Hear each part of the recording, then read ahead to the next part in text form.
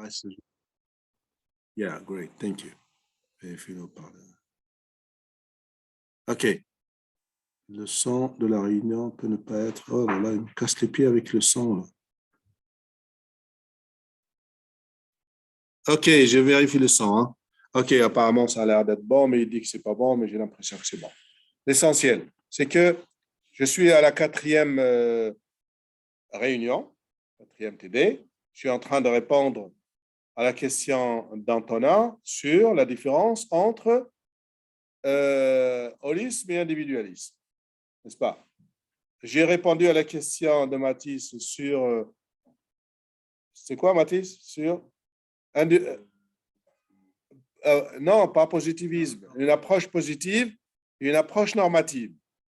Je n'ai pas mis la vidéo pour ça, tant pis pour vous. Voilà. Je reviens donc à la question d'Antonin sur cette histoire de holisme et d'individualisme. En fait, pourquoi cette question se pose? Vous allez essayer de comprendre déjà pourquoi elle se pose cette question. Regardez bien. Vous vous rappelez que je n'ai pas encore donné une définition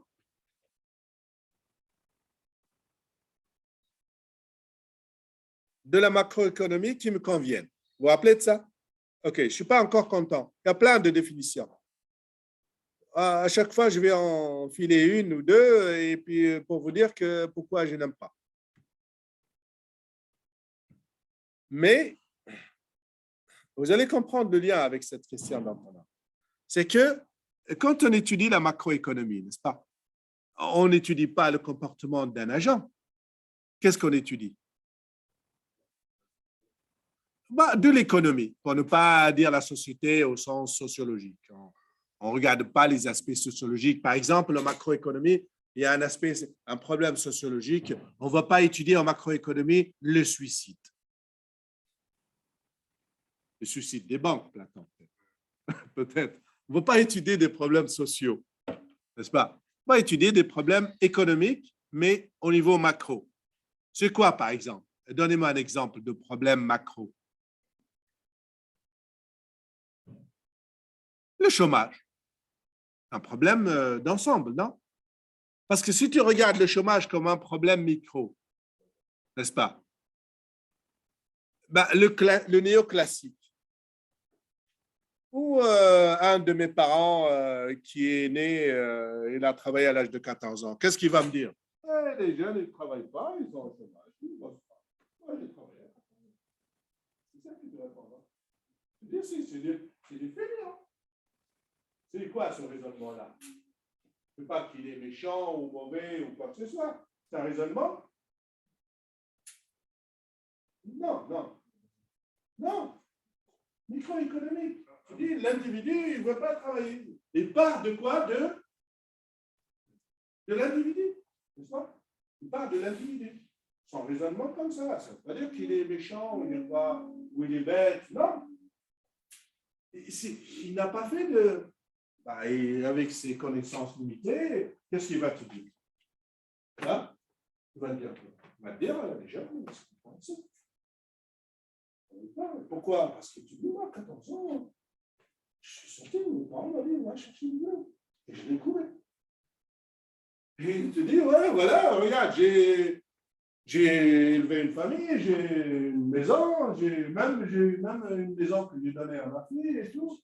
Il est fier, non? Il raisonne comment? Il raisonne comment? Ça veut dire que c'est faux ou c'est juste. Mais est-ce qu'on est capable de dire, oui, mais la crise de 2008 venue des États-Unis, elle a eu des répercussions sur l'économie italienne ou espagnole. Et beaucoup de gens se sont retrouvés au chômage. C'est quoi ce raisonnement? Microéconomique? Macron? L'individu s'est retrouvé au chômage. C'est pas qu'il est paresseux. On raisonne dans l'ensemble de l'économie, qu'est-ce qu'elle a subi? L'économie, n'est-ce pas? On ne part pas du comportement d'un individu. On considère que l'économie est un être en elle-même. C'est un être qui connaît des chocs, n'est-ce pas? il connaît les chocs qui ont des conséquences sur les individus. Finalement, on part de quoi? On peut partir d'un raisonnement individualiste, ça nous apprend des choses. On connaît les jeunes, c'est pas faux, ça existe. Mais si on part d'un autre bout du raisonnement, on dit, regardez l'économie dans son ensemble. Ce pays-là, il a connu un choc, une guerre dans le pays voisin. La Libye a été envahie, détruite. Les Maliens souffrent. D'accord? C'est la faute à qui? C'est l'économie malienne qui a ce choc. Non? Est-ce que c'est... ce raisonnement-là, il ne part pas d'un Malien dans son coin qui est paresseux. Il part de l'économie malienne comme une entité. Il part de l'ensemble. Il fait un raisonnement comment? On dit, en macroéconomie, on dit c'est un raisonnement holiste. On part de l'ensemble. On ne part pas de l'individu. Pour remonter et expliquer l'économie. On part de l'économie pour expliquer ce qui est arrivé aux individus. C'est pas pareil. Tu as compris, Antonin? Oui. Et ce raisonnement-là, il n'est pas... C'est deux types de raisonnement. Il n'y a pas de théorie là-dedans. Hein. Il y a juste qu'il y a deux approches différentes. Deux approches différentes. Ça ne veut pas dire que l'une est meilleure que l'autre, ou l'inverse. Les deux peuvent être utiles.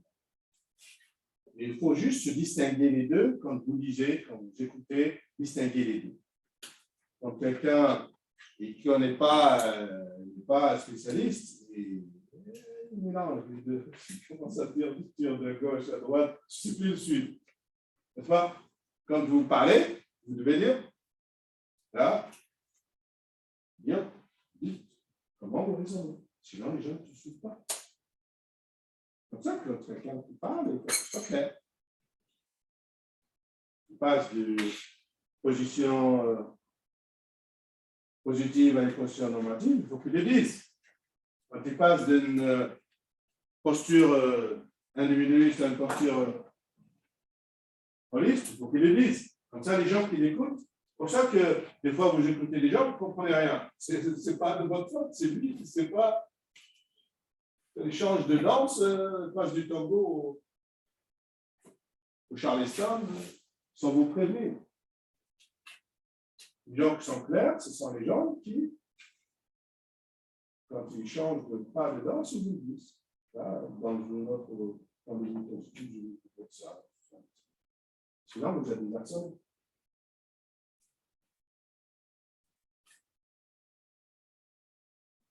Je vous ai expliqué que j'ai expliqué l'histoire de. Je parle plus fort, sinon ils n'écoutent pas. Vous avez entendu, hein? Je vous ai parlé du paradoxe de l'épargne. Bon.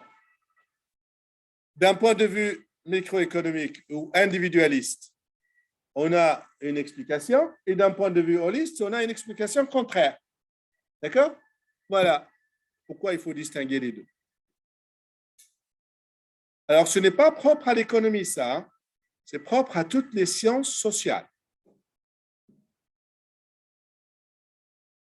En sociologie, vous avez des sociologues qui ont une approche individualiste.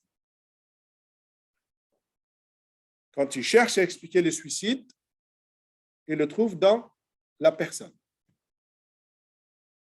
Et d'autres qui ont une explication holiste et trouvent une bonne partie de l'explication du suicide dans la société et pas dans la faute de la personne qui s'est suicidée. Vous avez peut-être vu ça au lycée, non? Qui a vu ça au lycée? Personne.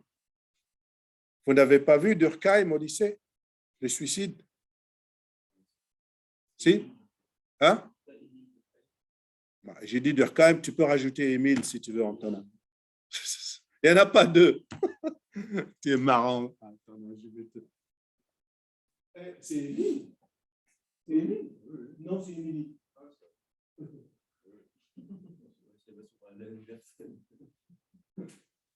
Bon. Vous l'avez vu, ça? C'est quoi l'idée, là? L'idée, c'est quoi? C'est que vous avez deux approches différentes. C'est vrai qu'on peut trouver quelqu'un qui est déprimé, il a des mêmes chimiquement, et voilà, son corps sécrète que des trucs négatifs. Voilà.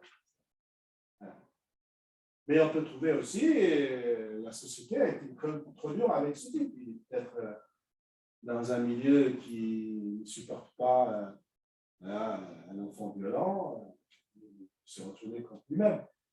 Donc l'enfant, il est, je ne sais pas, il a des parents qui ont fait des choses horribles, et on le regarde, lui, le gamin, d'un œil bizarre, c'est la société qui le regarde comme ça. Ça ne vient pas de lui. Ça peut être ça peut être ça. Donc, ça ne veut pas dire qu'il y a une approche qui est fausse, une autre qui est juste. Mais il faut distinguer les deux, et que les deux peuvent être utiles. D'accord?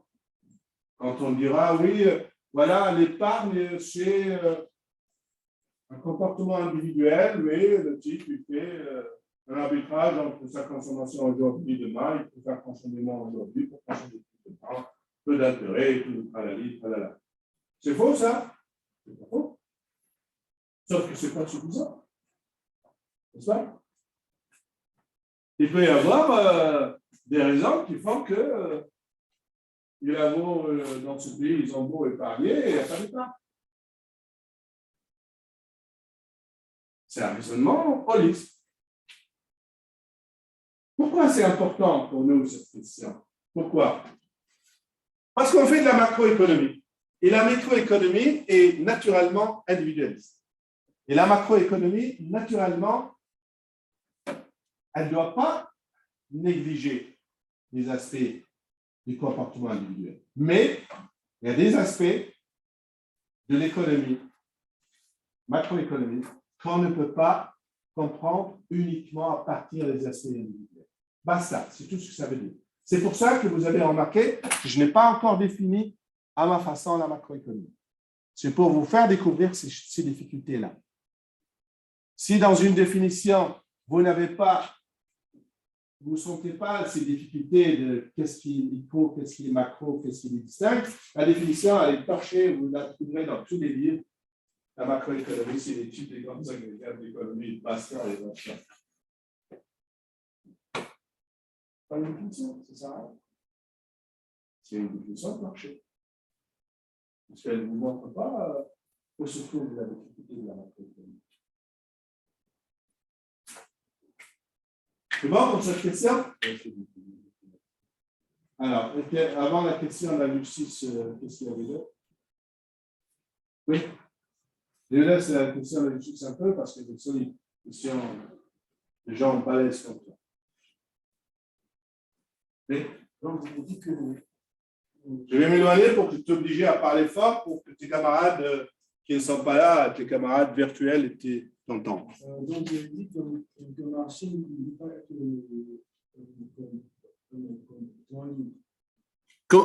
Comment? Je répète un peu. Moi, j'ai dit ça? Bah, il faut éviter cette histoire de toujours, monsieur, vous avez dit que. Essayez de ne plus me faire ça. Parle-moi de ce que toi, tu as compris de ce que j'ai dit.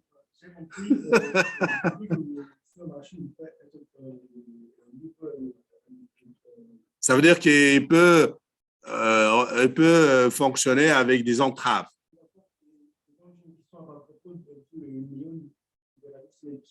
Qui ne veut plus de la barrière. Alors, comment sera le marché souvent le régime on ne dit pas libéraliste, hein? Néolibéral. Bon, écoute, cette question, ce n'est pas comment doit fonctionner le marché dans une économie néolibérale. Ce n'était pas ça mon idée. Je vais rectifier ta question avant de répondre.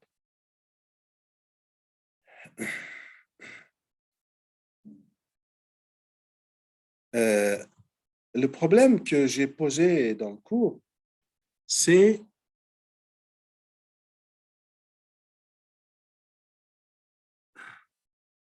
que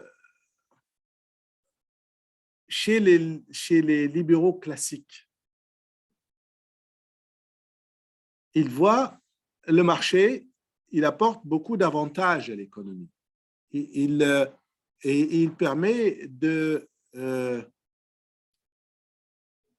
faire interagir les agents dans leurs échanges, dans leur production, de la manière la plus efficace. Et quand il est laissé fonctionner librement, sans entrave. Mais les néolibéraux ou les ultralibéraux, ce n'est pas qu'ils pensent que le marché doit fonctionner de manière encore plus libre. Ce n'est pas ça. C'est ça que tu as compris. Mais ce n'est pas ça que j'ai dit. J'ai dit que les néolibéraux, ils veulent que ce marché soit étendu à toute autre relation sociale entre les gens, et pas seulement les relations classiques de marchandises, d'achat et de vente. Étendre les relations marchandes à des relations sociales qui n'étaient pas du tout régulées par le marché. La santé, l'enseignement, la justice, les retraites, les problèmes sociaux. Il faut que le marché, d'après les néolibéraux, il faut que le marché est non seulement meilleur pour les relations marchandes, mais même pour ces relations-là, il est meilleur. C'est ça ce qu'ont essayé d'imposer les néolibéraux. Tu as compris?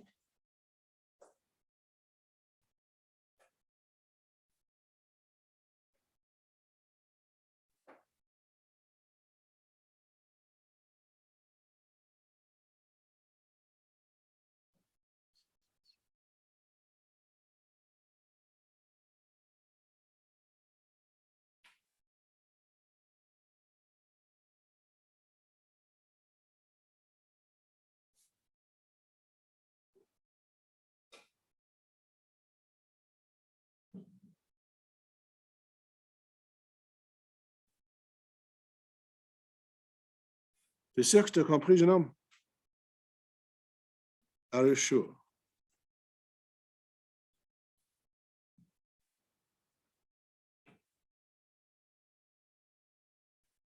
D'accord, d'accord. Est-ce qu'il y a une autre question avant de passer à la question de la justice?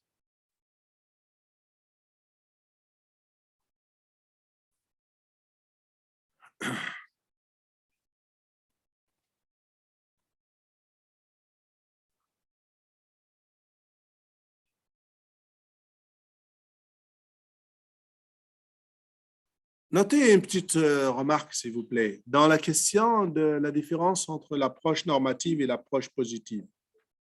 Une remarque à faire, hein. Ce n'est pas, mais on la reprendra. Je vais poser, si vous voulez, un problème ou une question que je ne vais pas traiter tout de suite, mais simplement pour attirer votre attention.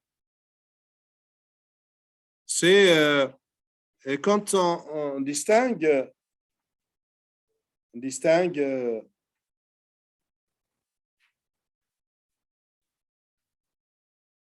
l'approche positive et l'approche normative. Je vous ai dit que c'est une distinction un peu bancale en réalité. On tombe tout de suite dans des « Ah ouais, c'est vrai, c'est bien ». Peut-être que si vous recherchez bien, comme les définitions, enfin les analyses positives, il n'y en a pas une qui est juste et l'autre est fausse. Chacun propose ce qu'il veut, n'est-ce pas? Finalement, on peut se poser la question. L'approche positive sur le marché du travail des néoclassiques.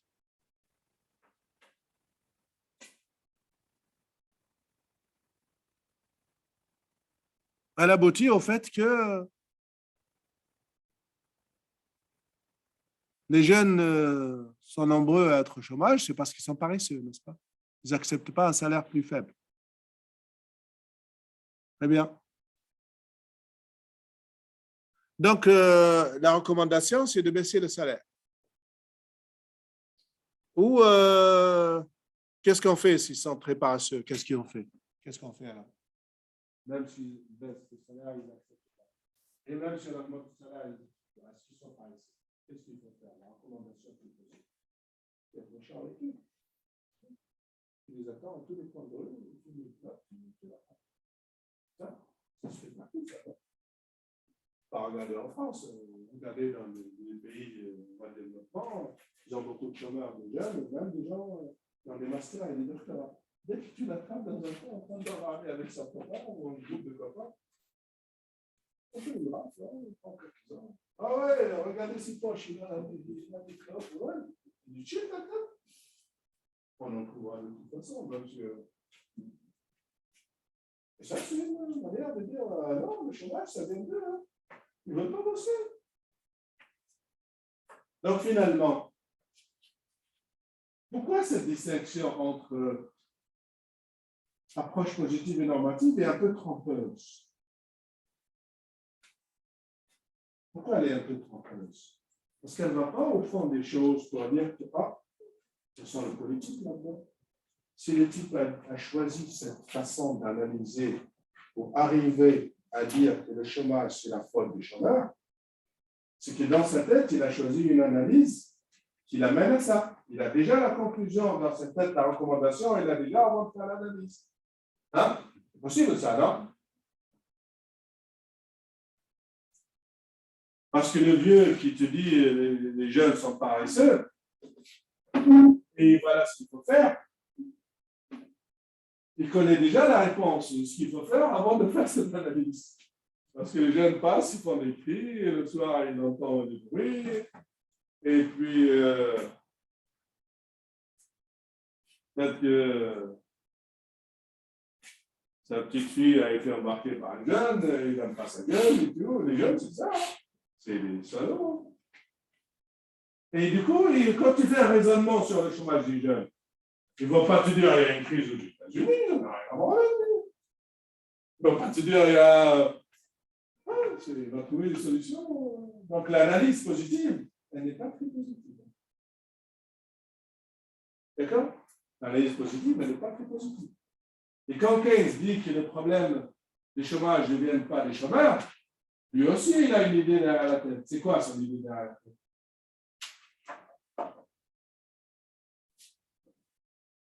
Il a la haine des néoclassiques. Point barre. Il ne faut pas l'oublier ça. Il a la haine des néoclassiques. La haine. Il a la haine des néoclassiques.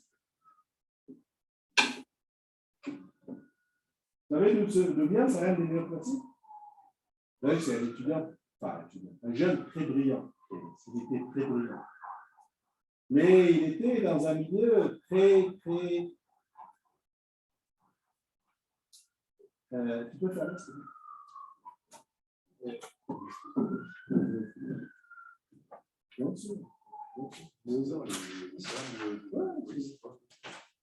c'est récemment, ça fait quelques années que ça me dit comme ça.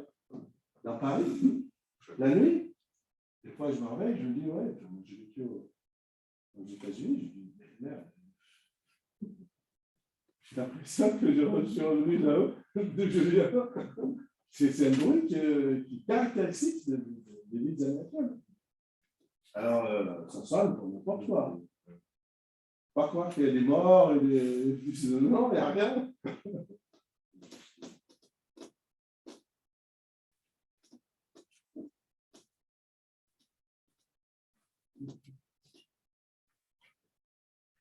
Alors, c'est une anecdote, une parenthèse. C'est pour ça que je vais aller de l'écran dessus, je vais quand même le raconter ça.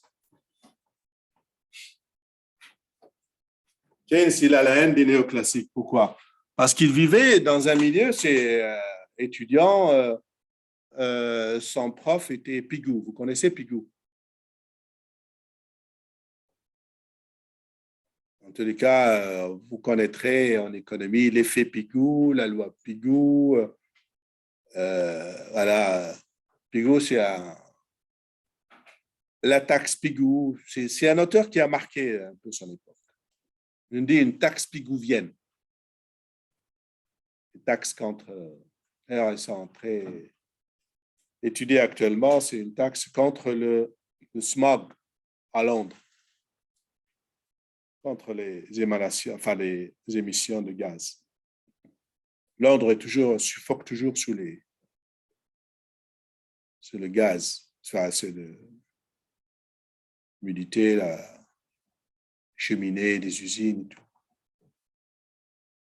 Donc, Pigou a inventé une taxe qui s'appelle la taxe pigouvienne, qui porte son nom. Vous la verrez quand vous ferez de la fiscalité. C'est un auteur très connu. Donc, dans les fonctions de consommation, il y a un effet qu'on appelle l'effet Pigou. Donc, son prof Pigou, à l'examen, il lui a donné 4 sur 20. Et Keynes, prétentieux comme idée, ça lui est resté là. Pourquoi elle est venue, cette haine? Parce que cette note, c'est quand ils font leurs examens, tu choisis le poste dans lequel tu vas travailler en fonction des notes. Et surtout la note de Pigou. La note de Pigou, elle est importante. Donc, lui, il est dans un milieu à Londres qui s'appelle le Bloomsbury. Le Bloomsbury, vous connaissez Bloomsbury à Londres? Il y a un mouvement culturel, intellectuel qui s'appelle le Bloomsbury Field. Il était une personnalité très importante dans ce mouvement intellectuel. C'est un mouvement un peu, pas seulement de gauche, mais un peu olé olé. Georges Bernard Shaw, tout. Il y a même des homosexuels très célèbres dedans et tout. Déjà, Pigou, il ne les aime pas. Et en plus, Keynes, c'est quelqu'un de très brillant. Il lui a flanqué un 4. Donc, il devait choisir les postes qui lui restaient. Et qu'est-ce qu'il a eu comme poste? Un comptable à la marine en Inde. Donc, tout ce qu'il y a de pire. Depuis, il a une haine qui ne déclare jamais des néoclassiques. Parce que Pigou, c'est le représentant, un peu le défenseur des néoclassiques. Donc, s'il a essayé de trouver une explication au chômage, ce ne sera pas l'explication néoclassique. Vous comprenez bien. Et donc, sauf que toute sa théorie est construite comme ça.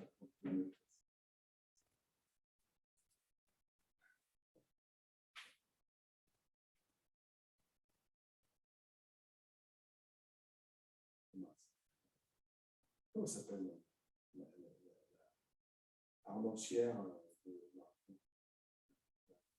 c'était suicidée. Celle qui a écrit Dorian Gray. Celle qui a écrit Dorian Gray. Elle est connue par des grands livres de littérature.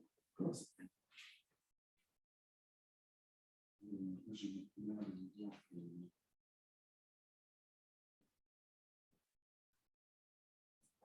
C'est une célèbre, très grande romancière anglaise. C'est dans le même plan. C'était suicidé. Pour revenir au suicide, elle, je parle de suicide social. Pas surtout, je sais pas.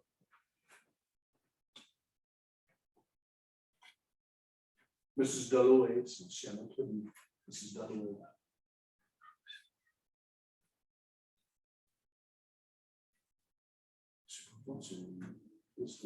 Quand je vous dis Georges Bernard Shaw, vous savez quelque chose? Non, pas du tout. Virginia Woolf. Ouais, c'est ça. C'est ça. Virginia Woolf, oui. Elle est belle, hein?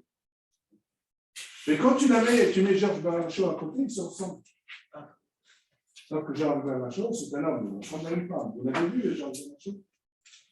Comment? Georges Bernard Shaw. Il porte une fourrure comme ça de femme, c'est un homosexuel. Vous connaissez peut-être ce type? Non, mais attention, c'est un homme. Et vous lisez ce qu'il a écrit, ce type. C'est un délice.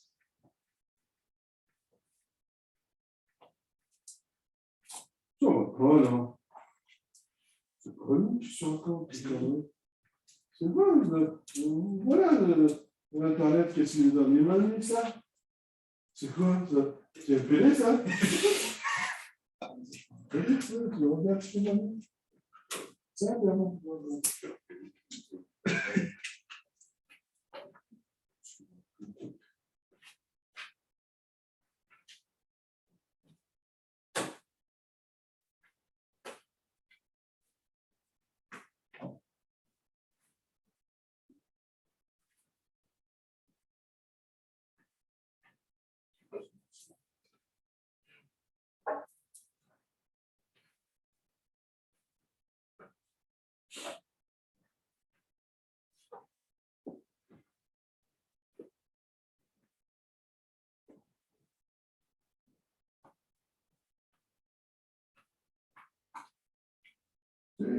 auteur très connu qui a beaucoup d'histoire avec la France parce qu'il était exilé à cause de son homosexualité en France.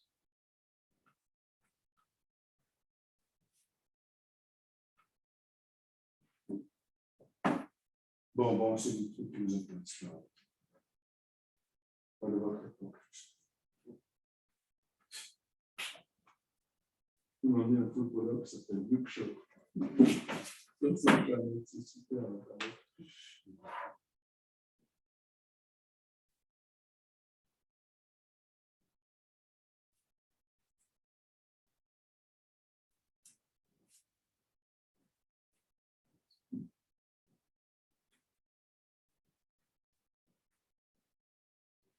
Moi, je commence à avoir des petits de...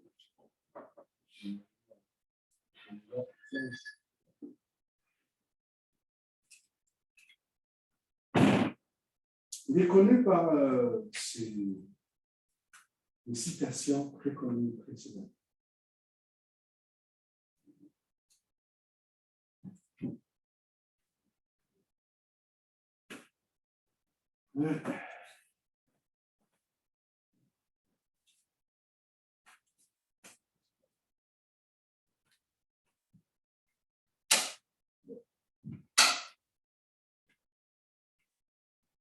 Vous avez des livres de citations. Vous passez des heures et des heures à les lire, c'est une délectation.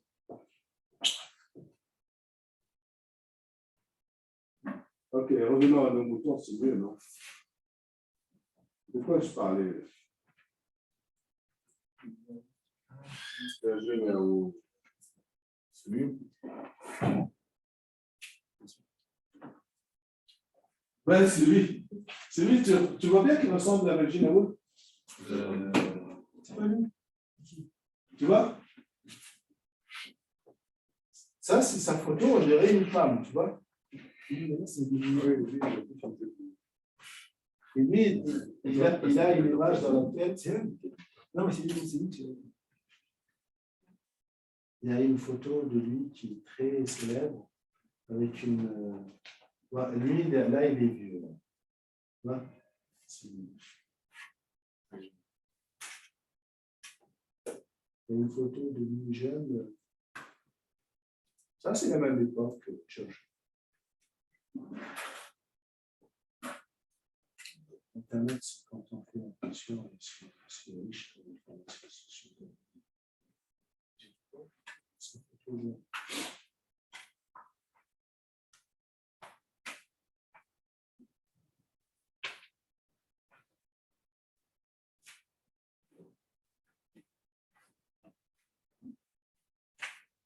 Bon, laissons tomber.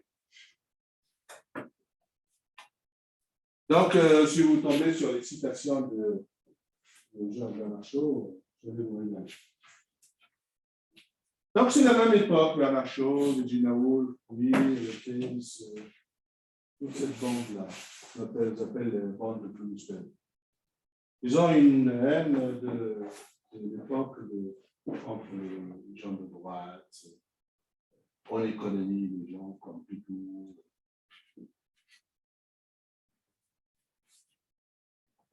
Donc, c'est pas... Pourquoi je voulais vous parler de ça? C'est pour vous dire qu'entre les deux positions, positive ou normative, en fait, il y a une position politique extrême. Il y a une position politique qui est un peu en arrière-plan. Et n'est pas très claire. C'est pour ça qu'il y a une troisième approche, et ça vous le notez, s'il vous plaît, une troisième approche qui s'appelle l'approche qui n'est pas positive ou normative, mais dès le départ, franchement, une approche qui s'appelle l'économie politique. L'approche de l'économie politique.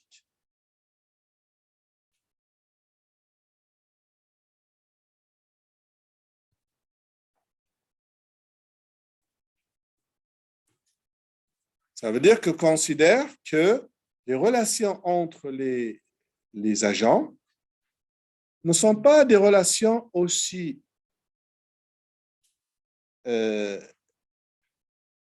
équilibré et aussi simple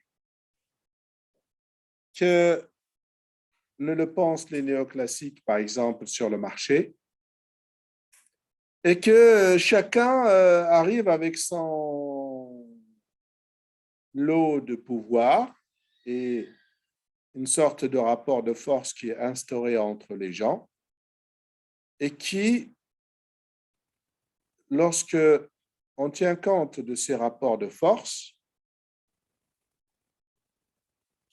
et de ces relations de pouvoir, on peut mieux expliquer le comportement des gens.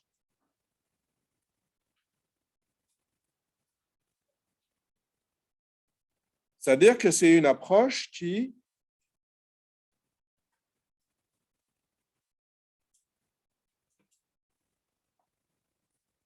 n'exclut pas le politique dans les relations, que ce soit d'échange ou autre. Si vous prenez par exemple les relations entre les agriculteurs et les grandes surfaces. Tout le monde connaît ce système. Les grandes surfaces ont acquis une puissance de frappe qui leur permet d'imposer ce qu'ils veulent à la fois aux consommateurs et surtout aux agriculteurs.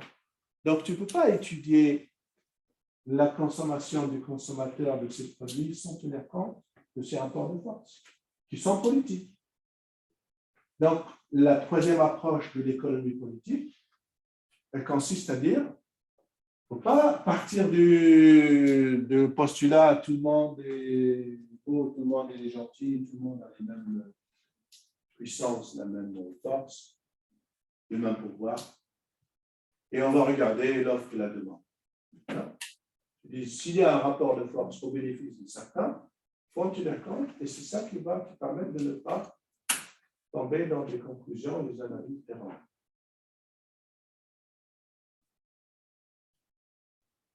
Donc, l'économie politique consiste à tenir compte d'abord des rapports de force entre les agents avant d'analyser leur comportement.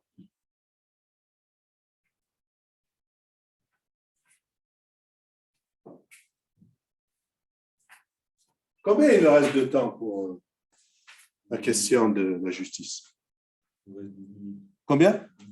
12 minutes. Je vais aller rapidement et ce sera pour une autre fois, d'accord? Parce que c'est une question longue, importante, qui a beaucoup d'intérêt.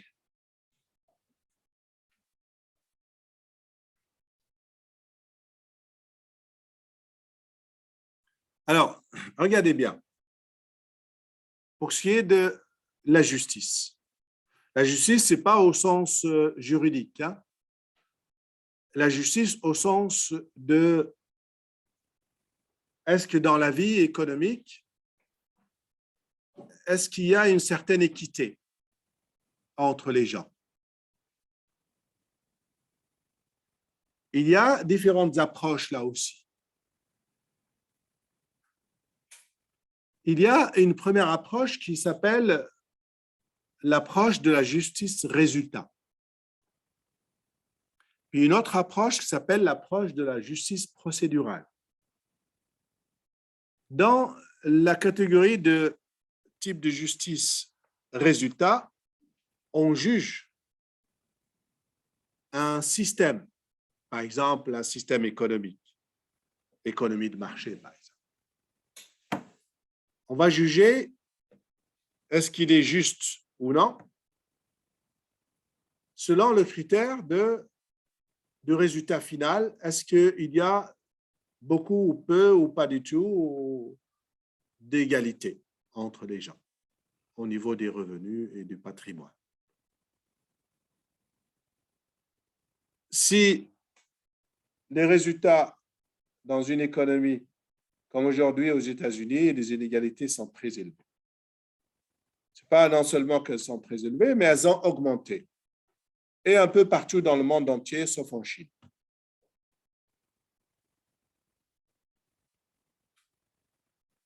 Si on regarde les résultats, le résultat final, si l'inégalité est élevée, on dit que le système qui a permis cette inégalité est un système qui n'est pas juste.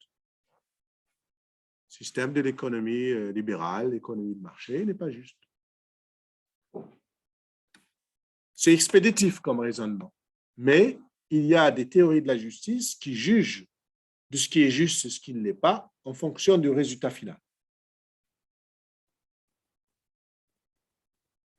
Et puis, vous avez la justice procédurale. C'est quoi la justice procédurale? Ou le critère procédural de la justice? C'est de dire que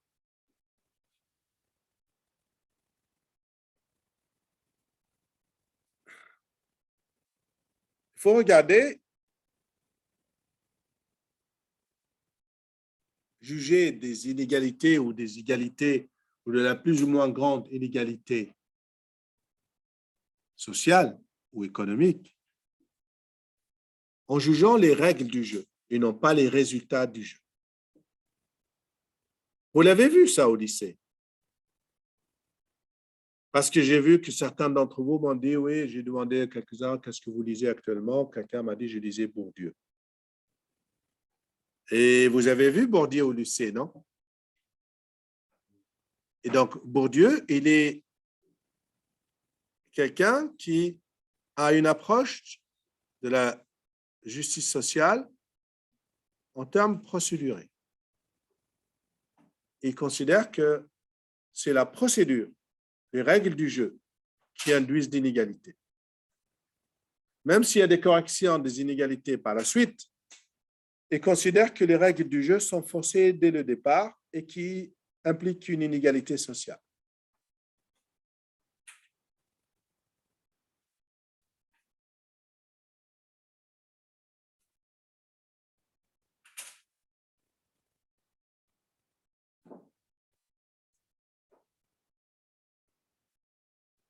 Parmi les, on va dire, parmi les théories de la justice les plus célèbres actuellement, c'est celle que j'ai citée en cours qui s'appelle la théorie de la justice de John Rawls. N'est-ce pas? John Rawls. On l'appelle ou on la considère comme étant une théorie de la justice équitée.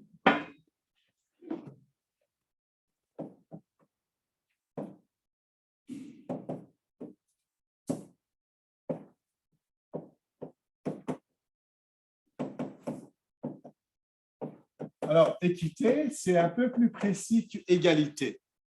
Équité, c'est dans le sens où chacun selon ses mérites et selon ce qu'il nécessite. Deux choses. Je vais expliquer. Il a un livre qui est très célèbre, que vous trouvez partout, qui s'appelle Theory of Justice. Donc, cet auteur-là, vous devez bien le considérer parce qu'il a influencé beaucoup d'hommes politiques dans le monde entier avec cette théorie. Sa théorie de la justice équitée.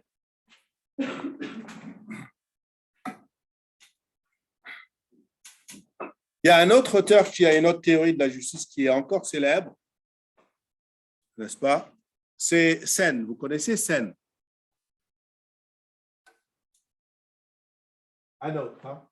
Un autre, différent. C'est Sen.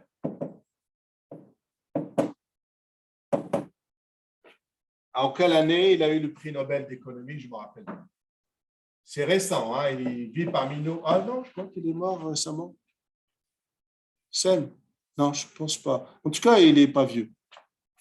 Nobel, quelle année? 95, je ne sais plus. Je sais plus. Amartya, il s'appelle. Amartya Sen. Sa théorie de la justice s'appelle The Theory of Capabilities.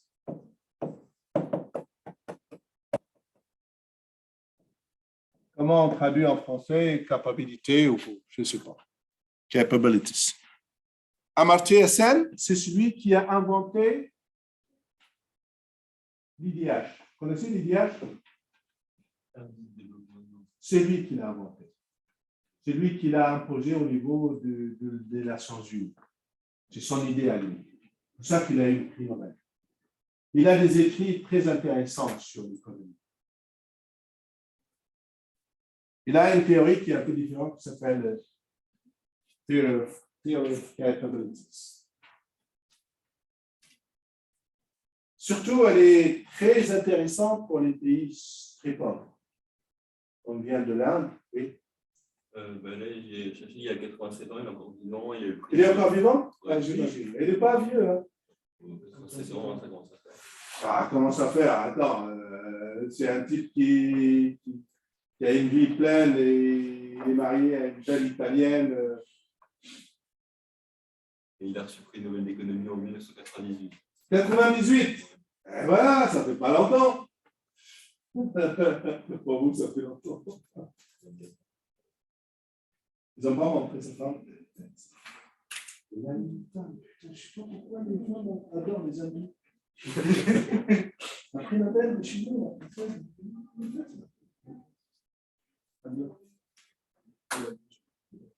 C'est elle qui parle. Il dit rien du tout. On voit qu'elle dans les télés françaises. Ils n'ont pas montré sa femme. Putain, cherche ça.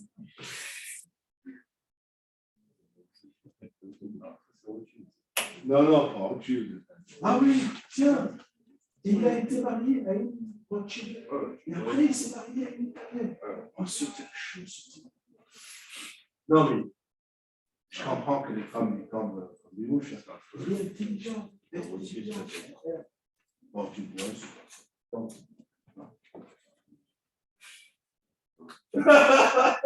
Je ne même pas de ça. Moi, je sais rien, je sais pas, si on demande ça aux femmes qui ne m'approchent pas du tout. Je n'ai pas vu des femmes tourner autour de moi, non? Ah non, oui.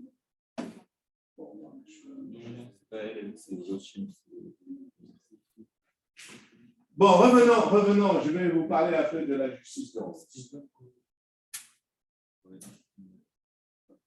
Bon, allez, vous arrêtez les people, là. C'est bien people, cette histoire. C'est pas people, encore plus intelligent.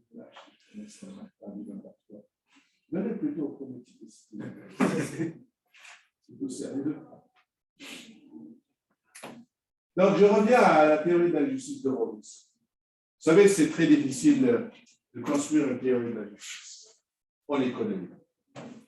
Pourquoi il a construit cette théorie de la justice de Rawls? Théorie de la justice qui est construite sur 3 principes. Américain, comme il se respecte, le premier critère pour lui, c'est le critère de la liberté. Il n'y a pas de justice sans liberté. D'accord? Ça, c'est le premier critère de justice pour Rawls.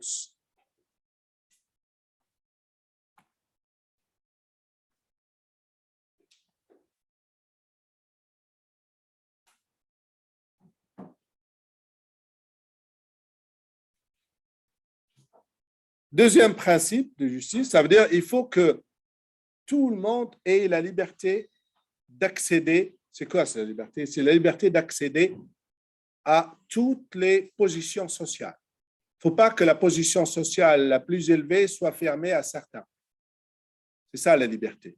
Liberté d'accès. D'accord?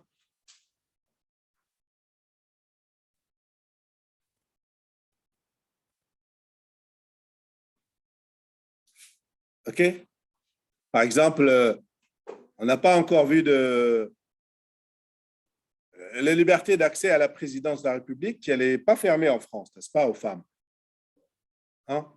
Mais on n'a pas vu encore. Je me rappelle l'année où il y avait la finale entre Sarkozy et Ségolène Royal. Ouais, longtemps. J'ai fait un sondage dans tous les amphis que j'ai eus la veille des élections et je m'étais arrangé à l'insu des filles de leur donner des petites fiches sur lesquelles elles inscrivent leur choix sans se rendre compte que j'ai donné des tickets. Elles ont toutes voté ça. Quand j'ai discuté avec elles, ouais, la femme, elle a le droit et tout. Et elles ont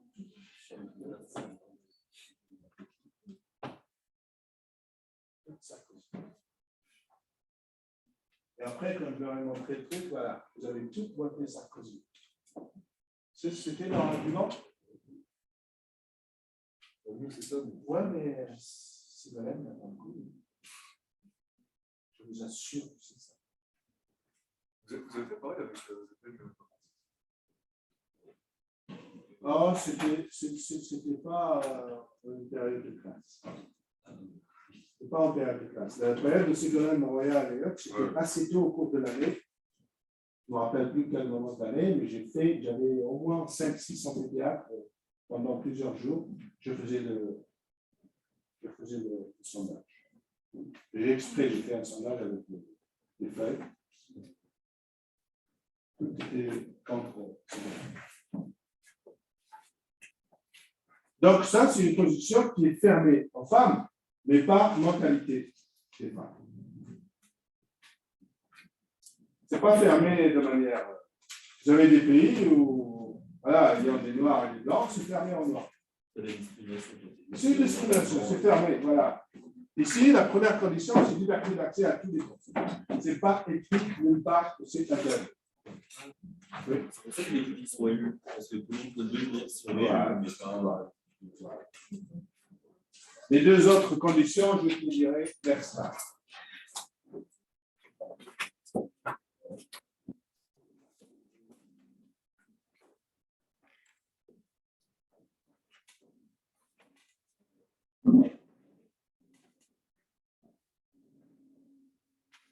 Bon, allez.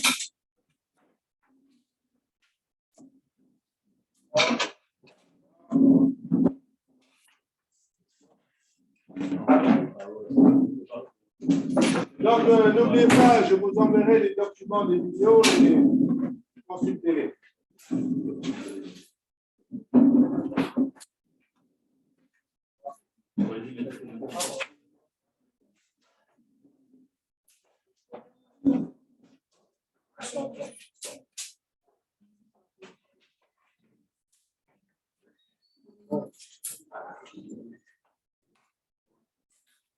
Bon, je peux prendre mon. On va.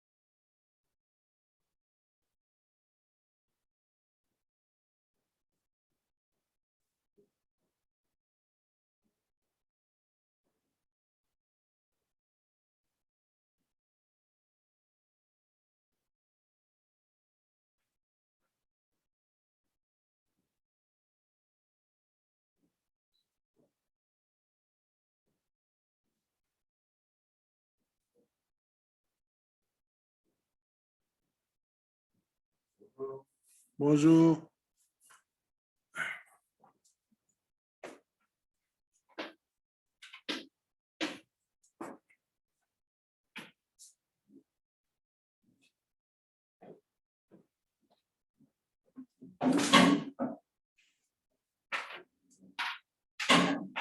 Doucement.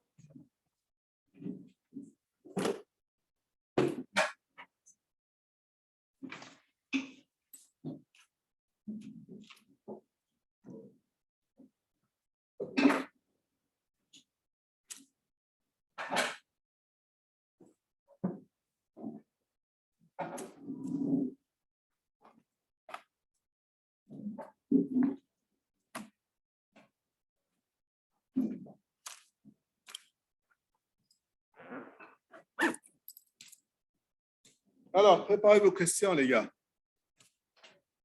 Et les filles aussi. Si elle a. 2, 3.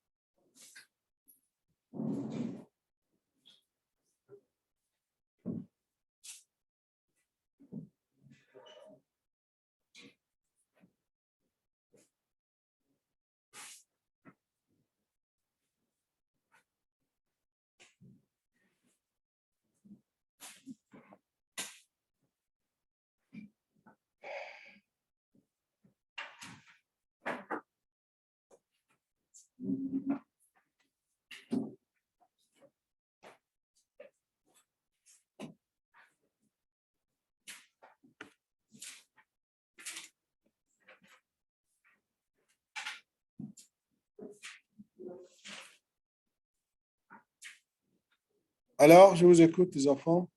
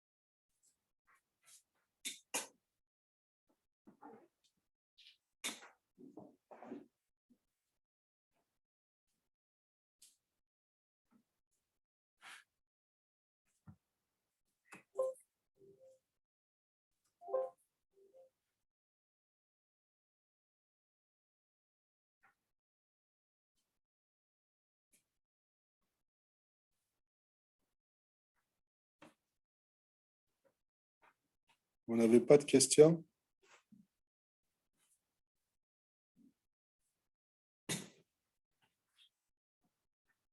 Mhm.